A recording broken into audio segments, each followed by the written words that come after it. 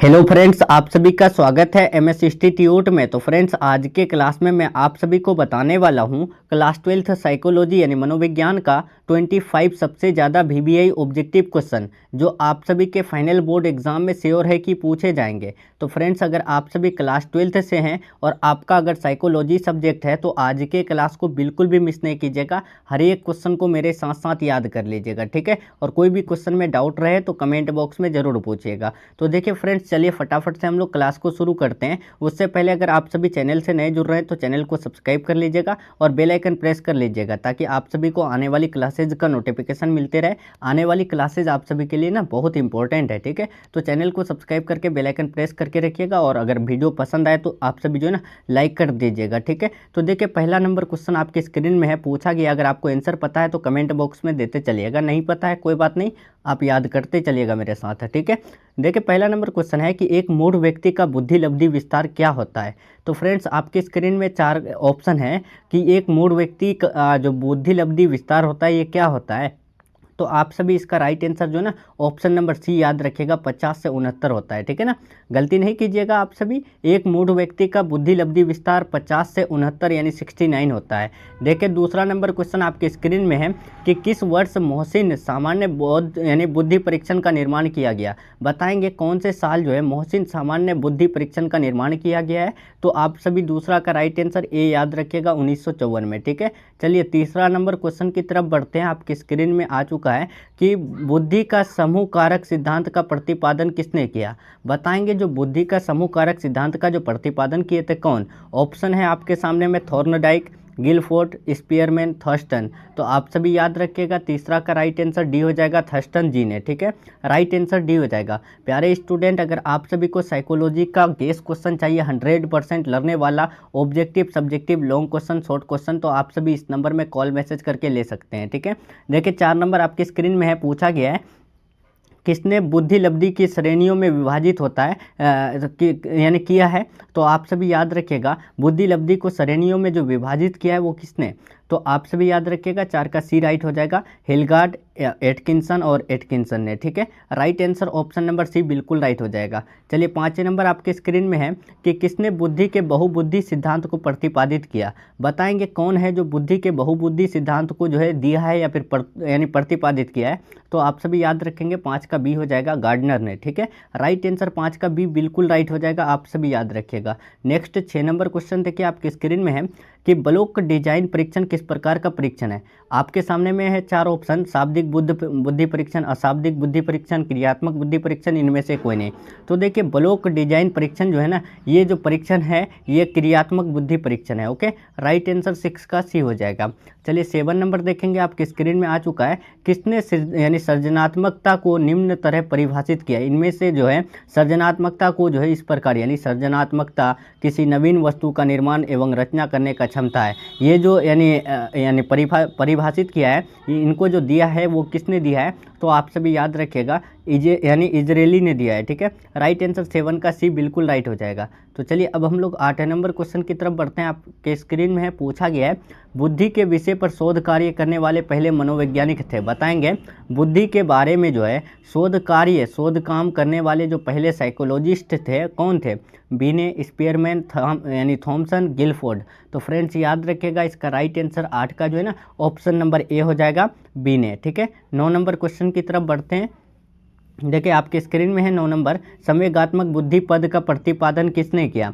तो संवेगात्मक बुद्धि पद का प्रतिपादन जो किए थे ना, आप सभी बस याद रखिएगा, ये क्वेश्चन आपके फाइनल एग्जाम के लिए बहुत ही इंपॉर्टेंट है, गाल्टन जी ने किए थे, ठीक है। 10 नंबर देखेंगे, किसने बुद्धि को एक सार्वभौमिक क्षमता माना है। तो देखिए, बुद्धि को एक सार्वभौमिक क्षमता जो माना है ना, आप सभी याद रखिएगा, वेस्लर ने, ठीक है। Right answer option number A हो जाएगा। प्यारे स्टूडेंट, आप सभी जो ना ये सब क्वेश्चन बिल्कुल याद रखिएगा, गलती नहीं कीजिएगा, आप सभी क्लास को बिल्कुल भी छोड़ के नहीं जाइएगा, ठीक है। बहुत इंपॉर्टेंट क्वेश्चन बता रहे हैं। अगर बाद में जुड़ रहे हैं तो आप सभी प्लेलिस्ट में जाइए, और भी क्लासेज आपको मिल जाएगा साइकोलॉजी का, ठीक है।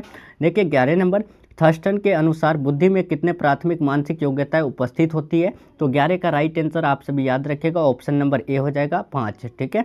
चलिए 12 नंबर देखेंगे, निम्नलिखित में कौन व्यक्ति का एक शील गुण यानी शील गुण है? इनमें से कौन है जो व्यक्ति का एक शील गुण है? बुद्धि, अभिप्रेरणा, सृजनात्मकता, संवेग। तो फ्रेंड्स याद रखिएगा 12 का right answer option number A हो जाएगा। बुद्धि जो है ये एक जो है व्यक्ति का शील गुण होता है। ओके, चलिए 13 नंबर देखेंगे आपकी स्क्रीन में है।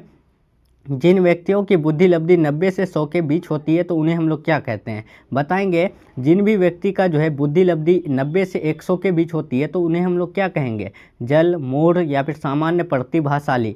तो फ्रेंड्स याद रखिएगा 13 का जो राइट आंसर हो जाएगा ऑप्शन नंबर डी हो जाएगा, प्रतिभाशाली। ठीक है, चलिए 14 नंबर क्वेश्चन की तरफ बढ़ते हैं। आपके स्क्रीन में पूछा गया है, किसने कहा कि अमूर्त चिंतन की योग्यता ही बुद्धि है? बताएंगे इनमें से कौन कहे हैं अमूर्त चिंतन ही योग्यता ही बुद्धि है? तो याद रखिएगा इसका राइट आंसर 14 का जो है ना ऑप्शन नंबर सी हो जाएगा, रेवर जी ने कहे थे। ठीक है, राइट आंसर सी हो जाएगा। ध्यान रखिएगा अमूर्त चिंतन की योग्यता ही बुद्धि है, ये जो कथन है ये किसका है? रेवर जी का है। ठीक है, ये एक साइकोलॉजिस्ट है, मनोवैज्ञानिक है। ठीक है, चलिए यहाँ पर 15 नंबर देखेंगे। पूछा गया है, जिन व्यक्तियों की बुद्धि लब्धि 80 से 89 के बीच होती है तो उसे हम लोग क्या कहते हैं? बताएंगे। आपको इससे पहले बताया 50 से 69 के बीच जो यानी जिसका भी बुद्धि लब्धि होता है तो उस व्यक्ति को हम लोग मूढ़ व्यक्ति कहते हैं। अब यहाँ 80 से 89 वाले को क्या कहते हैं? तो आप सभी याद रखिएगा 15 का राइट आंसर जो है ना ऑप्शन नंबर जो है सी हो जाएगा, सुस्त होती है। ठीक है, चलिए यहाँ पर 16 नंबर देखेंगे। पूछा गया है, किसने बुद्धि लब्धि के संपर्क को विकसित किया?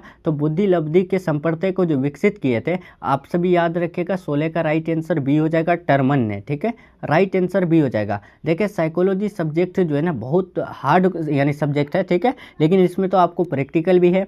ठीक है, 30 मार्क्स का प्रैक्टिकल मिल जाता है और 70 ऑब्जेक्टिव पूछा जाता है। 70 में से 35 आप लोग आराम से बना सकते हैं। लेकिन क्या होता है कि यूट्यूब में जो है ना कोई भी यानी आपको साइकोलॉजी नहीं पढ़ाते हैं, बहुत ही कम टीचर जो है साइकोलॉजी का क्लास आपको देते हैं। ठीक है, लेकिन मैं आपको साइकोलॉजी का टोटल जो है 20 सेट दूंगा। ठीक है, अगर आप सभी कर लिए तो 100% है कि आप सभी पूरा जो है ना यानी सही करके आइएगा ऑब्जेक्टिव में। ठीक है, देखिए 17 नंबर, व्यक्ति के जीवन के सफलता का कितना प्रतिशत संवेगात्मक बुद्धि से निर्धारित होता है? तो आप सभी याद रखिएगा 17 का right answer option number B हो जाएगा, लगभग 70%। ठीक है, राइट आंसर बी बिल्कुल राइट हो जाएगा। चलिए 18 नंबर आपके स्क्रीन में आ चुका है, आप सभी फटाफट देंगे। यहाँ पर प्राथमिक मानसिक योग्यता का सिद्धांत किसने प्रस्तुत किया? बताएंगे। प्राथमिक मानसिक योग्यता का जो सिद्धांत है ये कौन दिए हैं? लिकर्ट ने, गिलफोर्ड ने, थर्स्टन ने, गार्डनर ने। तो फ्रेंड्स याद रखिएगा 18 का राइट आंसर डी हो जाएगा, गार्डनर जी ने। ठीक है, 19 नंबर क्वेश्चन की तरफ बढ़ते हैं। आपके स्क्रीन में आ चुका है, किस वर्ष बुद्धि का पास मॉडल विकसित हुआ? देखिए बुद्धि का जो पास मॉडल यानी विकसित हुआ है तो कब? 1984, 1994, 1954, 1964। तो फ्रेंड्स याद रखिएगा 19 का राइट आंसर डी हो जाएगा, 1964 में। ठीक है ना, राइट आंसर डी हो जाएगा। इसके बाद जो है ना ये सब कंप्लीट हो जाएगा तो क्वेश्चन बैंक भी आपको पूरा दिया जाएगा 2009 से 2024 तक, तो पूरा देखिएगा। मानसिक उम्र के संपर्क को किसने विकसित किया? तो मानसिक उम्र के संपर्क को जो विकसित किए थे आप याद रखिएगा बिने जी ने किए थे। ठीक है, राइट आंसर यहाँ पर 20 का ए हो जाएगा। 21 नंबर देखिए आपके स्क्रीन में है, बुद्धि के किन के सिद्धांत को एक कारकीय सिद्धांत कहा गया है? बताएंगे बुद्धि के कौन सा सिद्धांत यानी बुद्धि के जो है सिद्धांत को जो एक कारकीय सिद्धांत कहा है तो वो कौन कहा है? गिलफोर्ड, जेनसन या फिर थर्स्टन, बी ने। तो फ्रेंड्स याद रखिएगा 21 का डी बिल्कुल राइट हो जाएगा, बी ने। 22 नंबर क्वेश्चन आपके स्क्रीन में है, जिस बच्चे की बुद्धि लब्धि 35 से 49 के बीच होती है तो उसे जो है कौन से श्रेणी में रखा जाता है? बताएंगे जो भी बच्चे की जो बुद्धि लब्धि है वो 35 से 49 के बीच होती है तो उसे हम लोग कौन से श्रेणी में रखते हैं? तो याद रखिएगा 22 का बी हो जाएगा, साधारण मानसिक दुर्बलता के श्रेणी में रखते हैं। ठीक है, 23 नंबर देखिए आपके स्क्रीन में है कि यानी आगमनात्मक तर्कना को किसने बुद्धि का एक कारक माना? इनमें से कौन है जो आगमनात्मक को यानी बुद्धि का एक कारक माना है? तो याद रखिएगा 23 का सी हो जाएगा, थर्स्टन जी ने। ठीक है, राइट आंसर सी हो जाएगा। प्यारे स्टूडेंट, अगर आप सभी हिस्ट्री, ज्योग्राफी, पॉलिटिकल, सोशोलॉजी कुछ भी सब्जेक्ट का अगर गेस क्वेश्चन चाहते हैं, objective, subjective, long question, short question, ठीक है, तो आप सभी जो है ना इस नंबर में कॉल मैसेज करके ले सकते हैं और 100% आपके फाइनल एग्जाम में लड़ेगा। ठीक है, तो आप सभी बिल्कुल भी टाइम को विलंब मत कीजिए, आप सभी अपना तैयारी को बेहतर कर लीजिए।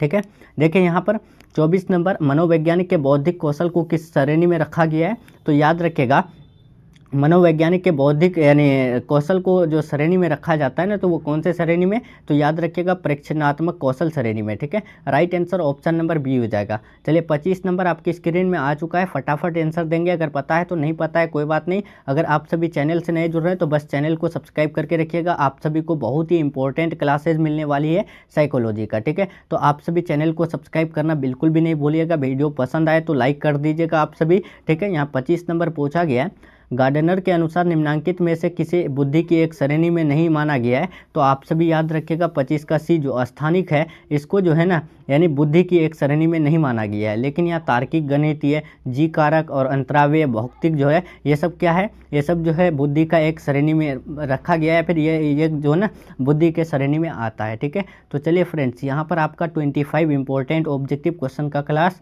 कंप्लीट हो रहा है साइकोलॉजी का। ठीक है, इसके बाद हम लोग दूसरा पार्ट करेंगे। ठीक है, यहाँ पर देखिए, उसके बाद फिर हम लोग दूसरा क्लास में करेंगे। ठीक है, अभी मैं आपको यहाँ पर कंप्लीट करा दिया।